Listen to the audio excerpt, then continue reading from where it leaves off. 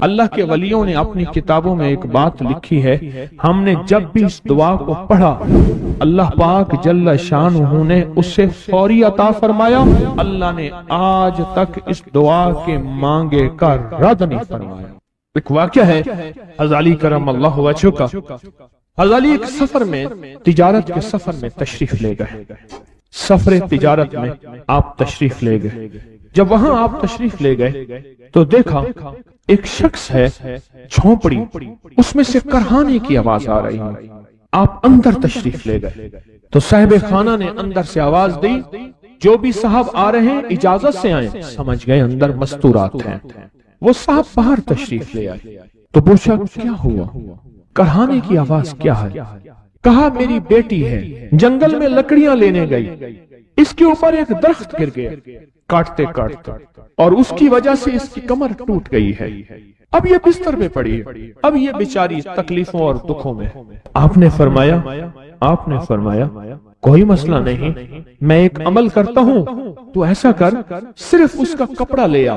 آپ نے اس کے کپڑے کو سامنے رکھا، اس کو کہا اس کو پکڑ، اور اس کی طرف یوں انگلی کی، اور یہ دعا جو اب ہم پڑھنے لگے ہیں، بس یہ دعا پڑھی، اور صرف چند بار ہی پڑھتی اندر آوازیں خاموش ہو گئیں، چپ ہو گئی۔ آپ نے فرمایا پوچھو جا کے۔ آپ وہ بندہ اندر گیا تو واپس آیا، کہا بیٹی کو نیند آ گئی ہے، آج کئی ہفتے ہو گئے ہیں سو نہیں سکی، در سے کرہا رہی تھی، اس کو نیند آ گئی ہے۔ آپ فرمانے لگے میں سفر میں جا رہا ہوں، جب واپس آؤں گا نا پھر پوچھوں گا، اگر کوئی تکلیف ہوئی تو پھر دم کروں گا، پھر دعا کروں گا، اور انشاءاللہ ٹھیک ہو جائے گی۔ آپ چلے گئے، آگے تشریف لے گئے تو آپ کے ہم سفر تھے، ان کی سواریاں تھیں، ان میں سے ایک گھوڑا تھا جس گھوڑے کو ٹھوکر لگی، چوٹ لگی، اس کے اگلے پاؤں کی ہڈی گھٹنا باہر نکل گیا، وہ ایک طرف ہو کے بیٹھ گیا، اس کا گھوڑا چل نہیں سکتا تھا۔ اس نے آ کے حضرت علی کرم اللہ درخواست کی کہ آقا اس کے لیے کچھ فرما دیں۔ فرمایا میں اس کے لیے دعا کرتا ہوں، یہ ٹھیک ہو جائے گا، اور آپ نے دعا پڑھنا شروع کر دی، اور فرمایا یہ اس کے ہاتھ پہ، اس کی ٹانگ پہ آپ نے ہاتھ پھیر دیا، جو معذور تھی ٹوٹی ہوئی نکلیا ہوا گھٹنا تھا، فرمایا ٹھیک ہو گیا۔ اور قافلے والوں نے دیکھا وہ گھوڑا سب سے آگے تھا، سب سے سبک رفتار تھا، اور سب سے لاجواب تھا۔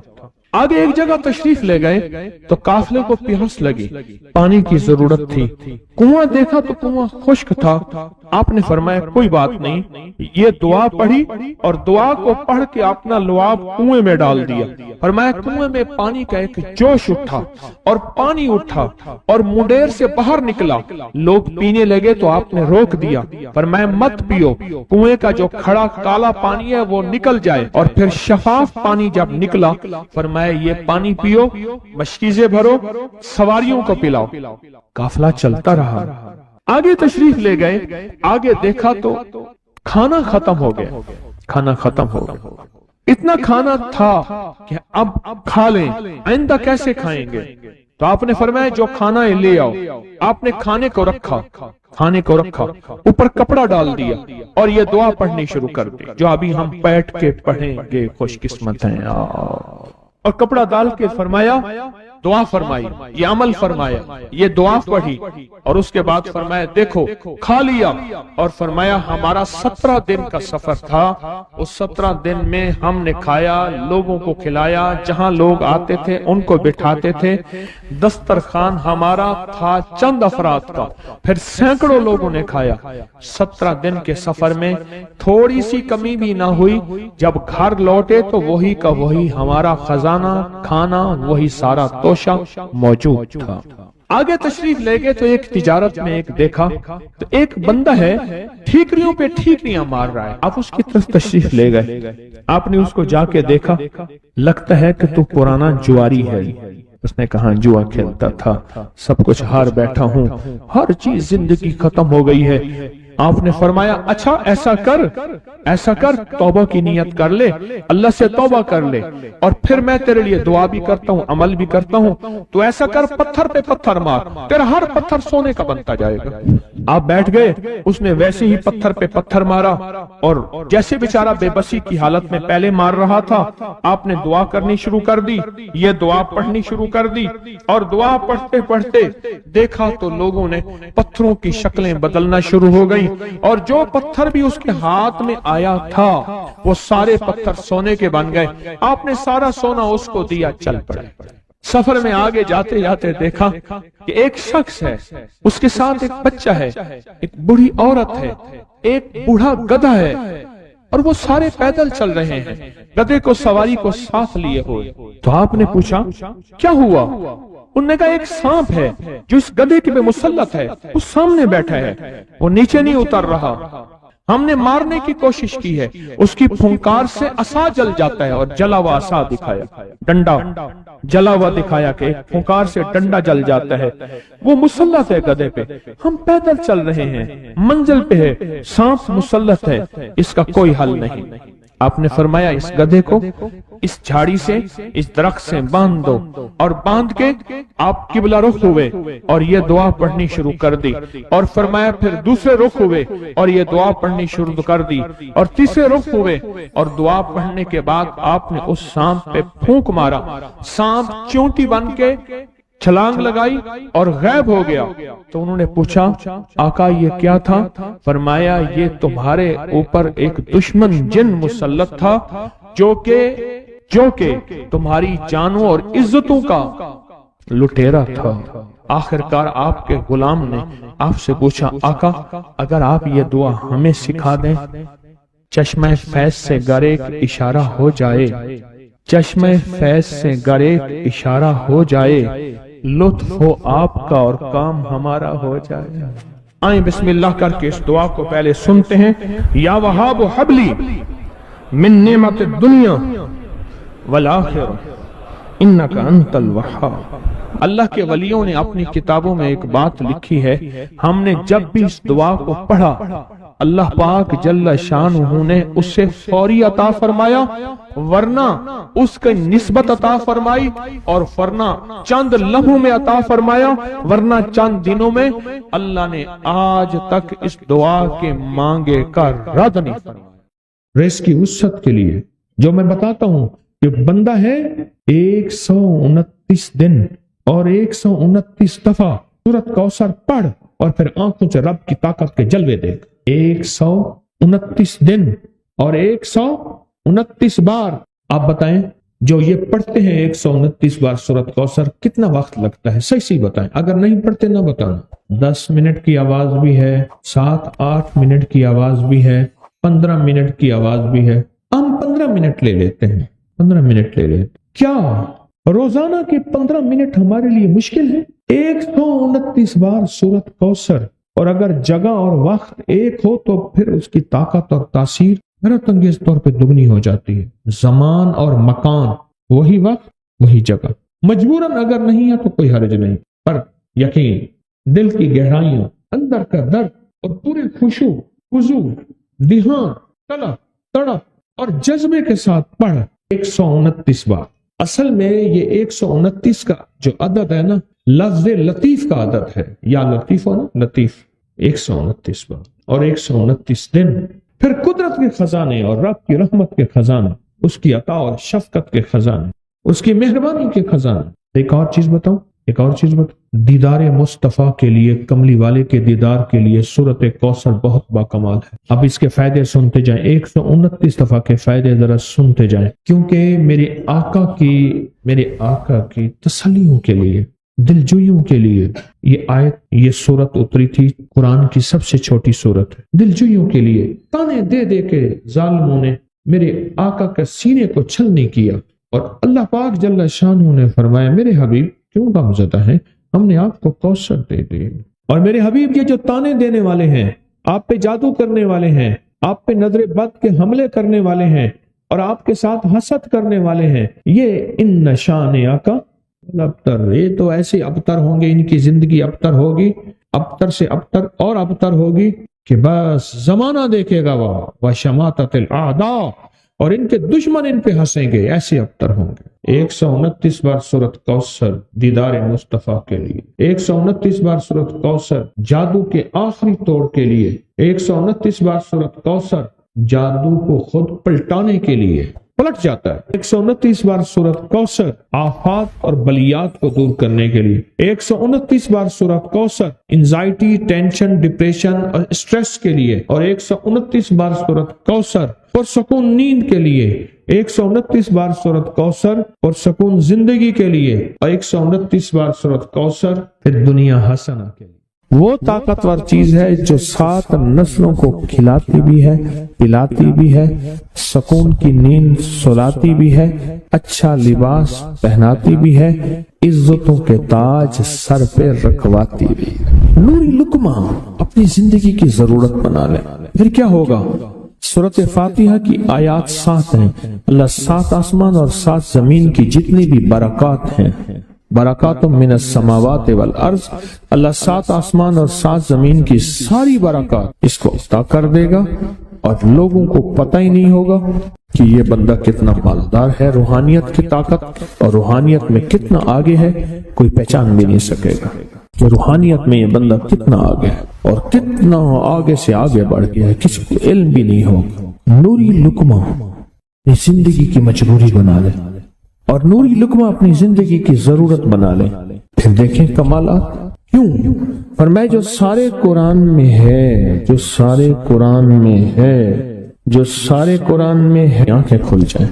یہ سورۃ فاتحہ نماز کھانے کے دوران پڑھنے والا یہ اہل نظر میں ہے، اس کی نظر وسیع ہو جاتی ہے، یہ اہل کشف ہوتے ہیں، ان کی دل کی آنکھیں کھل جاتی ہیں، یہ فرشتوں کو دیکھتے ہیں، یہ انسانوں کے دلوں میں جھانک لیتے ہیں، یہ کائنات کے راز پڑھ لیتے ہیں، کائنات کے راز پڑھ لیتے ہیں۔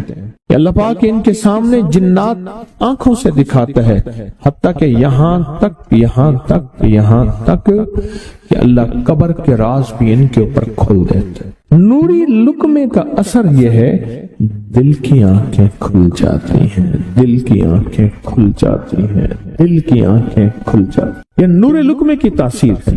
چہرے کی آنکھیں تو سب کے پاس ہیں، دل کی آنکھیں سب کے پاس نہیں، دل کی آنکھیں سب کے پاس نہیں، چہرے کی آنکھیں سب کے پاس ہیں، دل کی آنکھیں سب کے پاس نہیں۔ نوری لقمے کی یہ تاثیر ہے کہ دل کی آنکھیں کھل جاتی ہیں اور دل کی دنیا آباد اور دل کی دنیا شاد اور دل کا وہ بندہ بامراد بن جاتا ہے جو نوری لقمے اپنی زندگی میں شامل کرتا ہے۔ اور نوری لقمے سورۃ فاتحہ اور کتنی بار؟ اچھا، یہ سورۃ فاتحہ بیماریوں کا علاج۔ صحابہ کرام فرماتے ہم جا رہے تھے، کوئی ایک سردار تھا، اس کو بچھو نے کاٹ لیا اور اس کو چیخ رہا تھا بیچارہ، فرمایا سانپ کا کاٹا سوئے، بچھو کا کاٹا روئے۔ میرے پاس ایک سانپ کا کاٹا آیا تھا، غنودگی میں تھا، وہ بہت غنودگی میں سے سوتا تھا، اور میں نے کہا اس کو سونے نہ دے، خیال نہ کیا انہوں نے، ادھر سے ہٹا تو بندہ ختم ہو گیا، سانپ کا کاٹا تھا۔ ہمارے ایک والد صاحب رحمۃ اللہ علیہ کے تھے ملک عبد الرحمن ڈوڈی، تو لائے تھے، تو کہنے لگے اس بچھو کے کاٹے کا علاج صحابہ کرام نے 7 بار سورۃ فاتحہ پڑھ کے اس پہ دم کر اور وہ ٹھیک ہو گیا۔ اور میں جب سورۃ فاتحہ عرشوں سے زمین پہ آئی، نازل ہوئی، ایک گونج اٹھی، ایک آواز آئی، اور میں اللہ سے آج وہ چیز زمانے پہ زمین پہ نازل کی ہے جو اس سے پہلے کبھی آئی نہیں تھی اور جو اس کے بعد کبھی آئے گی نہیں، اس سے پہلے کبھی آئی نہیں تھی، اس کے بعد کبھی آئے گی۔ اور جب سورۃ فاتحہ نازل ہوئی، شیطان رویا، پیٹا، اپنا سر پہ راکھ ڈالی اور اتنا شور کیا کہ اے کاش کہ یہ سورۃ فاتحہ آئی ہے، اور اگر آئی ہے تو واپس چلی جائے، اگر واپس نہیں گئی تو کسی کی زبان پہ نہ جائے، یعنی کوئی اس کو پڑھ نہ سکے، اگر پڑھے تو اس کا یقین نہ ملے۔ یقین سے پڑھنے والے کی دنیا بھی، آخرت بھی، رزق بھی، عزت بھی، صحت بھی، تونگری بھی، بادشاہت بھی، خوشیاں خوشحالیاں بھی یقین سے پڑھنے والے کو ملتی ہیں۔ اور اس لیے آج بھی شیطان سورت فاتحہ سے لرزتا ہے کہ سورت فاتحہ پڑھنے سے جنات اور شیاطین ایسے دور ہوتے ہیں، ایسے کہ میلوں دور چلے جاتے ہیں اور اس بندے سے خوف زدہ ہوتے ہیں جو سورت فاتحہ پڑھتا ہے۔ کھانے کے دوران اس کی حکمت کیا ہے؟ انسان کھانے کے دوران مشغول ہوتا ہے، کھانے کی لذتوں میں کھویا ہوا ہوتا ہے، اور اگر بھوک بہت زیادہ ہو بھوک بہت زیادہ ہو تو پھر تو ہوش نہیں ہوتا، پھر ہوش ہی نہیں ہوتا اگر بھوک بہت زیادہ ہو۔ اب اسی دوران جس طرح سنے غور سے، بڑی میں عجیب بات بتا رہا ہوں، حضرت امام جعفر صادق سلام اللہ رضوان اللہ تعالی علیہ مجمعین اللہ کے ولی تھے، ولایت کے تاجدار تھے، سرداروں کے سردار تھے، اولیاء کے سردار تھے۔ میں بازار میں جاتے تھے، جا کے پھر واپس آ جاتے تھے، پھر جاتے کچھ نہیں خریدتے تھے۔ کسی نے پوچھا اب کیوں جاتے ہیں؟ فرمایا 2 وعدے لینے، کیا میں جا کے بازار میں ہر بندے کو سلام کرتا ہوں، وہ سلام کا جواب دیتے ہیں، اور کیا پتا کسی کے سلام کا جواب ایسا ہو جو اللہ کے ہاں مقبول بھی ہو، محبوب بھی ہو۔ اور پھر فرمایا بازار میں جاتا ہوں اور جا کے بازار میں جاتا ہوں اور جا کے بازار کی دعا پڑھتا ہوں۔ فرمایا جو چوتھا کلمہ گھر میں پڑھے گا اس کو 10 نیکیاں ملیں گی، اور جو بازار میں پڑھے گا کتنے نیکیاں ملیں گی؟ 10 لاکھ نیکیاں ملیں گی۔ فرمایا میں 10 لاکھ نیکیاں کمانے کے لیے جاتا ہوں۔ آل رسول کی محبتیں، عبادتوں کا حرص دیکھیں، ہمیں مال کا حرص، انہیں اعمال کا حرص۔ وہی دعا، وہی چوتھا کلمہ گھر میں پڑھیں، 10 نیکی ہیں، بازار میں پڑھیں کیونکہ وہ ہر بندہ مشغول ہے، دنیا میں، مال میں، چیزوں میں، بھاؤ تاؤ میں لگا ہوا ہے، وہی بازار میں پڑھیں تو 10 لاکھ نیکیاں۔ اسی طرح کھانے کے دوران جب لذت ہے، کھانے کے دوران ذائقہ ہے، اور کھانے کے دوران لذت اور ذائقے میں اگر کوئی بندہ سورت فاتحہ پڑھ لے تو اللہ کہتا ہے تو ان لذتوں میں مجھے نہ بھولا، ان کھانے کی چیزوں میں مجھے نہ بھولا، ان ساری کیفیتوں میں مجھے نہ بھولا۔ اللہ خوش ہوتا ہے، اور پھر اللہ جل شانہ اسے 7 آسمان اور 7 زمین کی برکتیں حوالے کر دیتا ہے، اور جس کے پاس 7 آسمان 7 زمین کی برکتیں ہوں، یہ ساری عبادتیں کھانے کے دوران کوئی معنی نہیں رکھتی، پھر ایسی سمیٹ کے اللہ کائنات کو اسے دے دیتا ہے۔ نوری لقمے کی تلاش کریں، نوری لقمہ زندگی میں لے آئیں، بڑی خوشحال زندگی گزرے گی، بہت لاجواب زندگی گزرے گی۔ 7 دفعہ سورت فاتحہ سے قرضے اتر جاتے ہیں، 7 دفعہ سورت فاتحہ سے بیٹے مل جاتے ہیں، 7 دفعہ سورت فاتحہ سے نعمتیں، اور 7 دفعہ سورت فاتحہ وہ طاقتور چیز ہے جو 7 نسلوں کو کھلاتی بھی ہے، پلاتی بھی ہے، سکون کی نیند سلاتی بھی ہے، اچھا لباس پہناتی بھی ہے، عزتوں کے تاج سر پہ رکھواتی بھی۔ کہیں انشاءاللہ۔ آپ سوچیں کون سا مشکل عمل، بہت زبردست عمل ہے، 1 منٹ کا کام ہے اور کام بن جاتا ہے۔ اور میں نے اس کی اجازت جتنی مشکل سے لی تھی نا، اس عمل کی بہت مشکل سے اجازت، اور جس دن لی تھی اسی دن فیصلہ کیا تھا انشاءاللہ اسے چھپاؤں گا نہیں، انسانیت مخلوق کو بتاؤں گا۔ اور یہ 7 دفعہ سورۃ فاتحہ جو دل کا مریض ہو مجھ جیسا، اس کا بھی علاج ہے، جسمانی ہو یا روحانی۔ میں نے پچھلی دفعہ کہا نا کہ میں دل کا سخت مریض ہوں اور آج بھی ہوں، دعا کرو موت تک نہ رہوں، اور میں دل کا سخت روحانی مریض ہوں، جسمانی نہیں ہوں۔ میری پچھلی دفعہ کی وجہ سے پوری دنیا میں کوہرام مچا ہوا ہے،